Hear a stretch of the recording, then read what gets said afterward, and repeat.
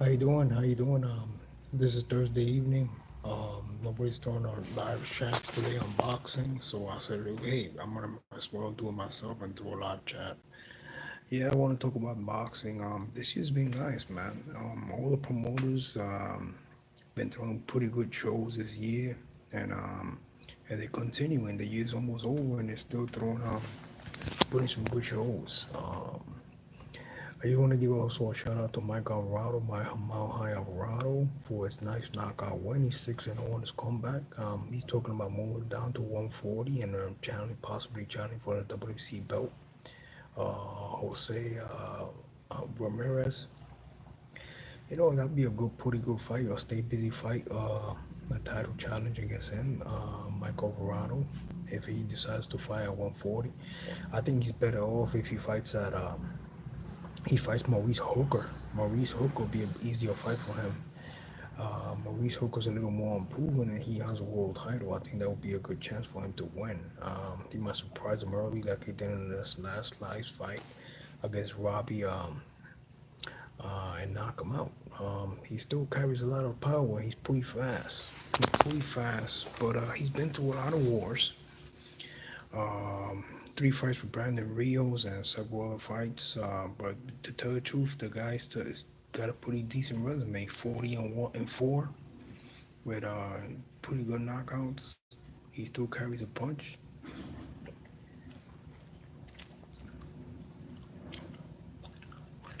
So I wouldn't mind seeing him defend his title against Mike Alvarado, Jose Ramirez. So yeah, well, it's Thursday night. No boxing shows. Nobody's talking about boxing. Nobody's bringing up topics. Billy Joe Saunders tested positive for a banned substance by VADA, and he's not gonna fight Demetrius Andrade. I think Demetrius Andrade is gonna win that belt, and that means Eddie Hearn has almost all the titles at middleweight. Triple G is gonna fight in Japan. He's gonna be fighting Murata in Japan. Possibly get that second tier belt from Murata to get a good payday because Murata is a hot attraction in Japan right now. Um, but we can't turn that away. Murata's a big cat that hits very hard at 160, and he also is a gold medalist. So Triple G's gonna have his hands full with Murata. Murata's gonna come in shape to show him prove in that fight. If he upsets Triple G, then that means he has a big possibility of fighting Canelo Alvarez for the super title. And but if Triple G could win that belt, I guess he goes back to the basics and start defending his belt like he used to back in the day uh, against uh, against Murata. Um, I mean, get a couple of defenses on that regular belt, and if he gets a better opportunity to fight a better opponent, then why not? He's become still a credible middleweight, and he gets a great opportunity to defend his title. So yeah, I'm over here working, and I decided to make my own little boxing show. You know, decided to make my own boxing show.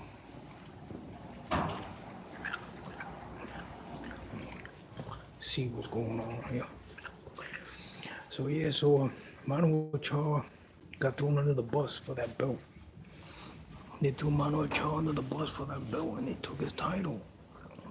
Um, he's still holding it. He passed the B sample, but still they haven't made an official decision to take his belt. But I would like to see what they're gonna do. Are they gonna take his title away? Are they gonna allow the man to defend his belt?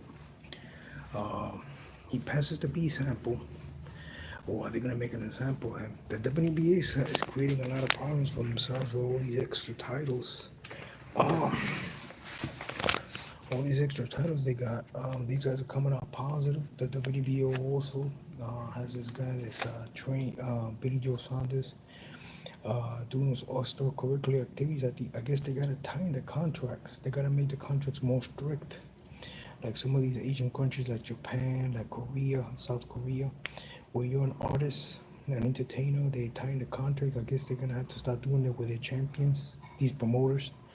Um, Al Hino was trying to do that at the beginning when he started the PBC.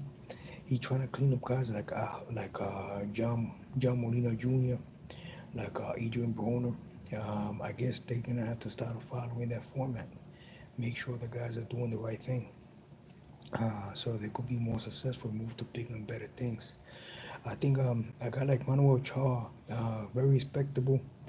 He apologized to the fans and everything, but they still took his belt away. I mean, they took that title fight away from him. He was a gentleman.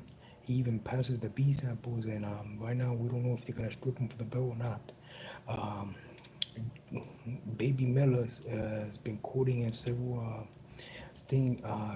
media, social media interviews that he wants to fight for the belt. But why you don't say that you want to fight Manuel Char? Fight Manuel Char for the belt, or fight for the Sokendo, and get it out of the way already. You know, it's still a world title. Um, it makes you credible, and that's what Triple G is doing with that belt. A lot of people say that, oh, it's not a real title. It's not a credible title, but it is. It's a it's a world championship. Manny Pacquiao has it right now. He beat Lucas Montice, and he's gonna defend that belt against Adrian Broner. Uh, Adrian Broner has a chance to become a champion once again if he upsets Manny Pacquiao. What you gotta do is work the body. Stop being more authoritative with his punches in the body. Start thinking positive. Break him down. Break Manny down.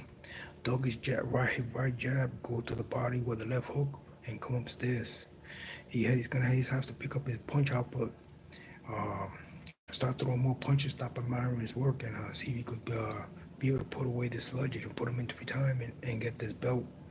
Once he gets this belt, I was him. I'll start hooting and hollering for Keith Thurman next. I start to unify that WBC strap, make himself more credible. Once again, be WBA Super Champion. I think if Adrian Bono focuses, I think Adrian Bono could become what he wanted to be in the 147-pound division, and see if he could do a Floyd Mayweather to fight also. But it's all upon him. You know what I mean? He has to be very focused. He has the fan appeal, the fan base. All he has to do is be focused, and I think he could create an upset here. You know, I don't think he steal away from Errol Spence. Don't fight guys like Errol. Errol's too big in that division.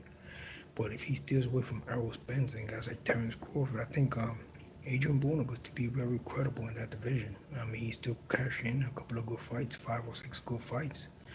But at the end of the day, Errol Spence is not for him, and Terrence Crawford not for him.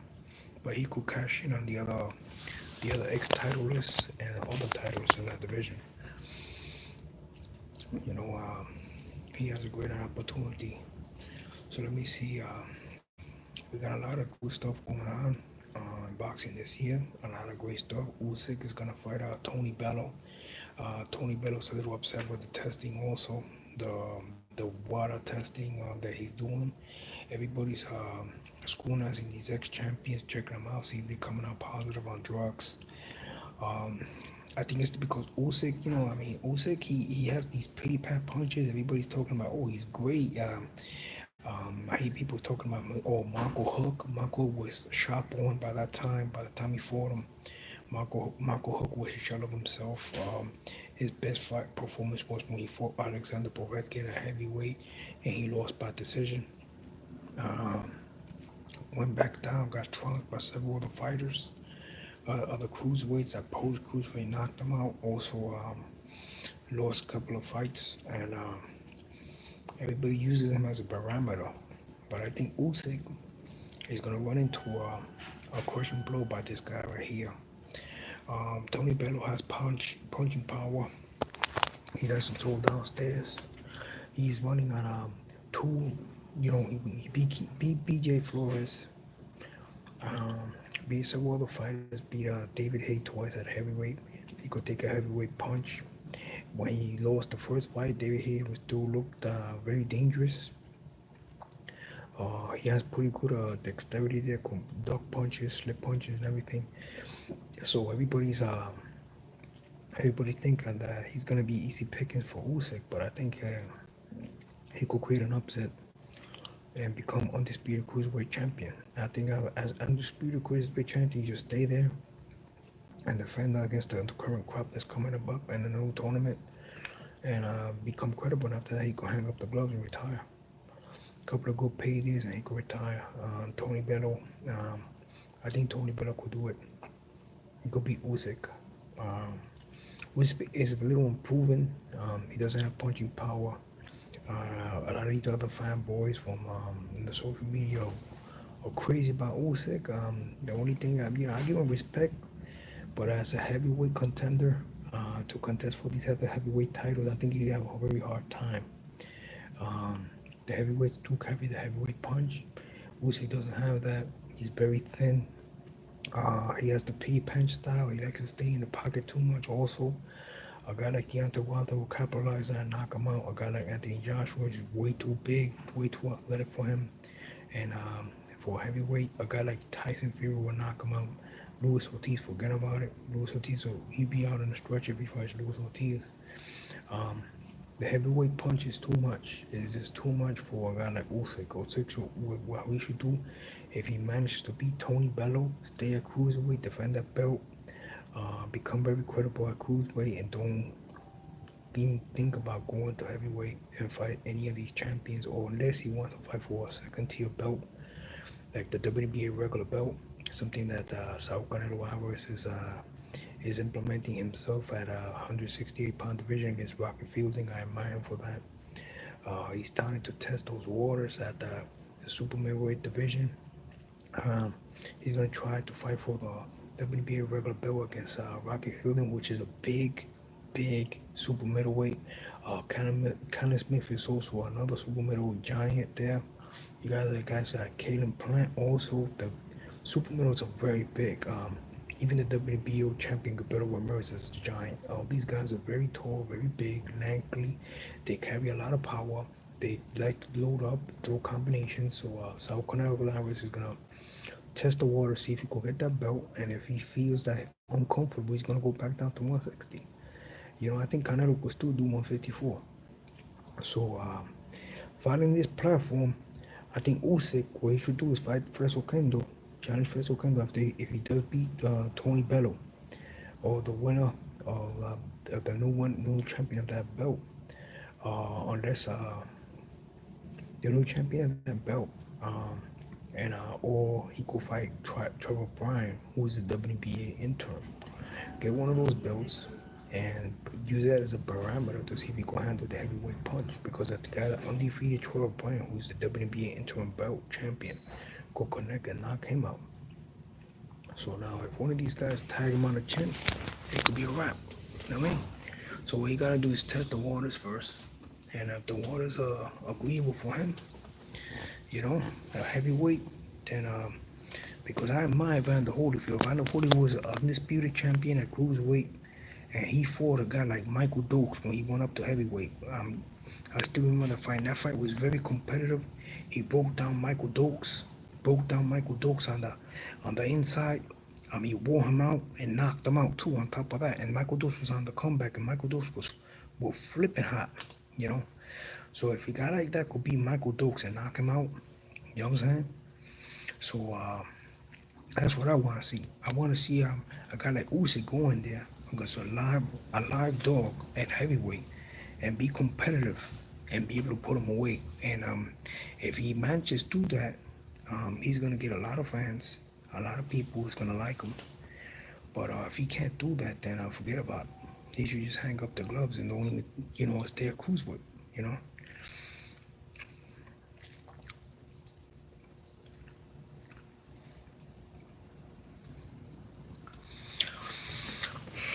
Yeah, like I'm saying, Usyk is the best thing Usyk could do, and see if he could handle Tony Bello in there. Tony Bello already has tested heavyweight waters. See how his reflexes are against big punches like that, and then after that, go up to heavyweight and and challenge it. What I would do, I follow the same platform Saul Canelo Alvarez is doing. Go from the WBA regular belt, a second tier belt, uh, use it as a springboard. If he gets that belt, he become very credible. And if he aspires to be a heavyweight, he will acclimate himself to the heavyweight division, possibly defend that belt a couple of times while he's acclimating. Get rid of some of these contenders for the WBA that are hanging around, like a Shannon Briggs, like guys like Fresco Kendo, who's a ranked fighter, is a number one for that fight for that belt. Uh, Baby Miller. If you want to test the heavyweight waters, that's the guy to test it too. Baby Miller's a big heavyweight, comes in over 300 pounds. Very fast hand, likes to throw his hands. You know, that's a heavyweight everybody wants to see in the ring. And if you manage to defeat a guy like Baby Miller, you know, you manage to defeat a guy like Baby Miller. My goodness, the sky's the limit for you. You know, but if you can't even handle Baby Miller, then forget about it.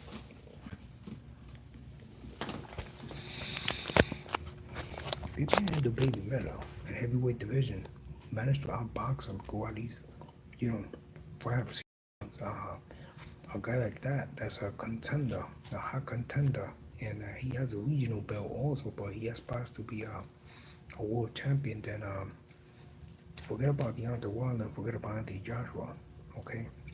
So once you get yourself credible and acclimated to the heavyweight division, then you could challenge these other heavyweights, or, you know, and if not, if you don't feel comfortable with that division, you don't like that heavyweight punch, you can always go back to cruiserweight, defend your belt, and move on to bigger and better things in retirement. Okay, so yeah, Anthony Joshua, I guess he still hasn't announced his next possible opponent. I'm not hearing anything about him. He put out Alexander Povetkin in good fashion. I guess he's gonna wait to see who's the winner of Tyson Fury and Deontay Wilder, so he could make his next announcement. Who's gonna be his next opponent? Alexander Ustinov. Alexander Ustinov is gonna fight somebody. Who's he gonna fight? Well, he's gonna fight somebody in the heavyweight division. That's the guy that Manuel Charles beat to become the regular heavyweight champion. And all these guys are looking for easy pickings. They don't want to fight nobody. And the guys that want to fight, they get them on a banned substance. So I don't understand this. In the heavyweight division, it's a lot of controversy. Where I guess the promoters, what they got to do is have the managers give them a more strict contract, control the movement of the fighters, make sure the fighters are extra clean and extra disciplined, and that way they could avoid all this nonsense, all this foolishness with the PEDs and all that. All these guys they want Gamal Charlo to fight, but I don't see Gamal Charlo having any stay busy fights like a Luis Arias. This guy's in the middleweight division that Gamal Charlo could, get a stay busy fight right now. He's I believe the interim WBC champion. Gamal Charlo could get a stay busy fight at 160.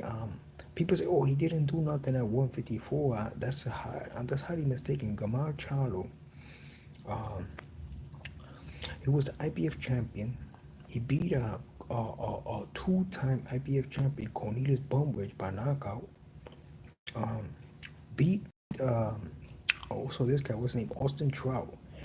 Was the first man to defeat and knock out J. Rock Williams. And then he grew out the division, man. He has a massive back. And he's decided to test 160. He knocked out Sebastian Haller, which was a contender. People say, oh, he's boxing on one leg. He's hurt, but the guy was a contender. That guy knocked out, what's his name? He knocked out Matthew Macklin. And everybody was trying to put him in there with Triple G and everything. And this guy come out from 154 and knocks him out. Then they put him with this hot fighter, Hugo Centeno. Everybody was cracking on me because I picked him to knock out Charlo. That guy was hot. The way he crushed that guy before he fought Charlo with a left hook made people believers of him. He was tall, lanky, something like a super middleweight, carries a huge left hook. Hugo Centeno, and this guy didn't even give Centeno a chance to unload to get his rhythm. As soon as Hugo opened up with a right hand, he pounced on him and didn't even get a chance to breathe. It was like he predator in there. He was like an apex predator, and he hasn't fought since. And he got the interim belt from that fight, which Hugo Centeno had, and everybody's is talking nice, beautiful things about him. But I haven't heard of him having a stay busy fight. Well, I was him even a second tier middleweight, fight a second tier middleweight or something. Keep yourself busy for the meantime. Um, Accolades are there for you to attain at that division. Um, right now, the WNBC ordered Triple G to fight you, and Triple G decided to fight Murata instead. Um, I guess it's a bigger payday, and they're probably a more easier opponent because the guy's kind of stationary. He's big, but I think that's a mistake also because the guy's a gold medalist, and he also is a titleist. So everybody's staying away from Gamal Chado, man. I think Gamal Chado, what should do, he should dictate the pace, make the pick stay busy first like a Luis Arias, fight like Soleski, the guys like that, like the same guy, follow the same path that Danny Jacobs followed, and fight these opponents. For the meantime, to solidify yourself and continue to acclimate yourself at middleweight, and it made people see you more, expose yourself more that you're there at 160. You're a high contender, and get this fight. You know, get this fight. Get this fight against one of these champions. If Danny Jacobs wants to sign a contract with you, and you have to take that belt before you go, so you be a WBC interim and also an IBF champion at the same time. Um, Pick him over Danny. Danny's slowing down. Danny's very big, carries power, but that's only in the early rounds. In the late rounds, he tends to box. His power fades. He's been into wars himself. Unlike Gamal is still fresh. He hasn't fought anybody that's hurt him in there.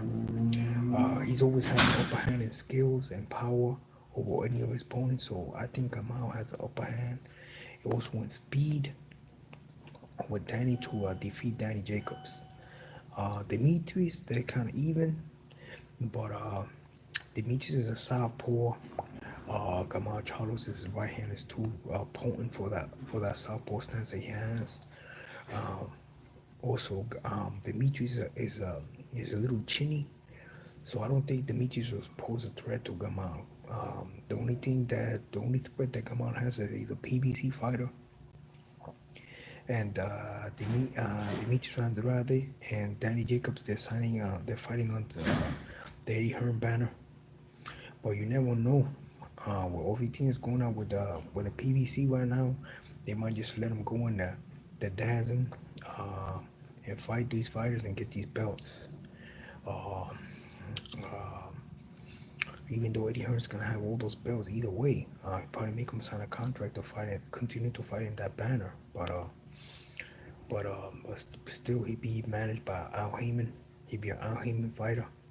I think if these fights get made, I think Gamal Charlo could be all those three fighters. The only ones that probably give him trouble is a Triple G because of skill asset. He's very cagey in there.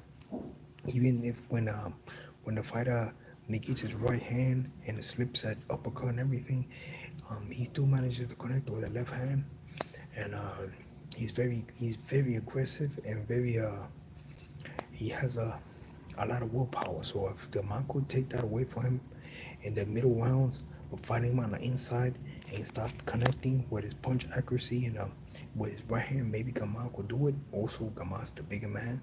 He's fresher. He has a positive attitude in this, so you never know. Gamal might be able to hurt Triple G and do what the other what South Canada was going to do and Johnny Jake was going to do, and that's knock him out, put him away.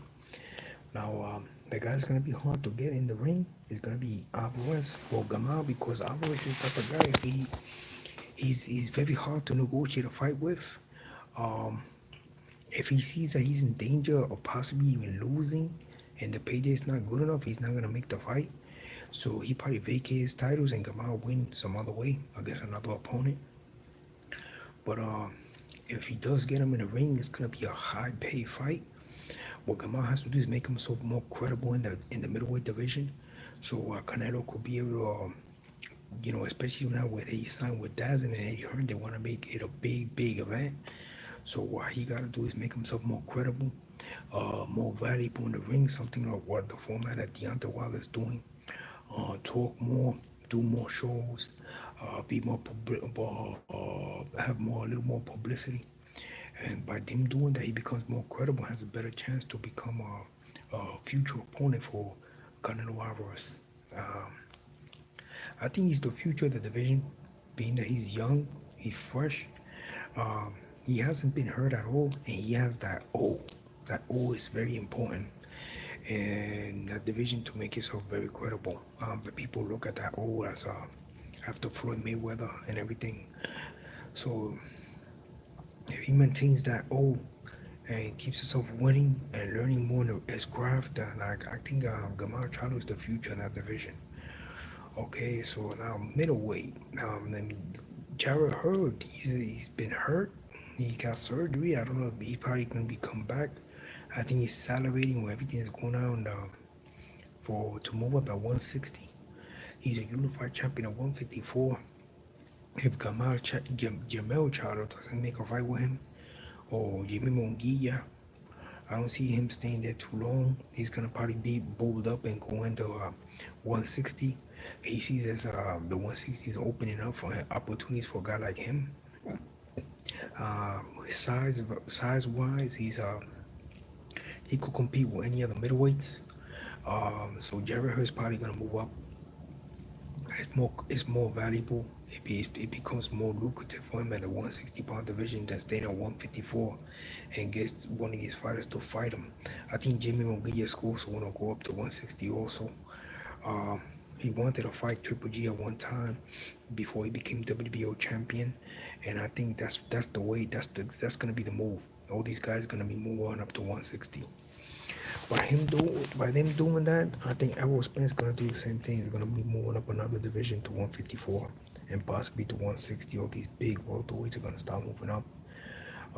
We already seen that with what's his name, Kell Brook. Kell Brook already tasted those waters. Amir Khan already tasted waters. They've been somewhat unsuccessful by losing to these big pay-per-view fighters, and but they look pretty decent, okay, and they're big enough to compete in that divisions. So you're gonna see much more of that in those divisions. Also, those little small divisions. The Japanese fighter Inoue has been knocking out dudes with a 1-2. I don't know if he could go to Tete. Tete's kind of big at 118. That guy Tete could box. Even if he is confused, but that 1-2 might cause problems for Tete. They might stun him a while, but if Tete could manage to box and move from that southpaw stance that he has, he might confuse this guy. Plus, it's gonna be two southpaws fighting. So if he managed to wear out the guy, give him some angles in the early rounds, I think Tete and Inoue will be a very good fight to see.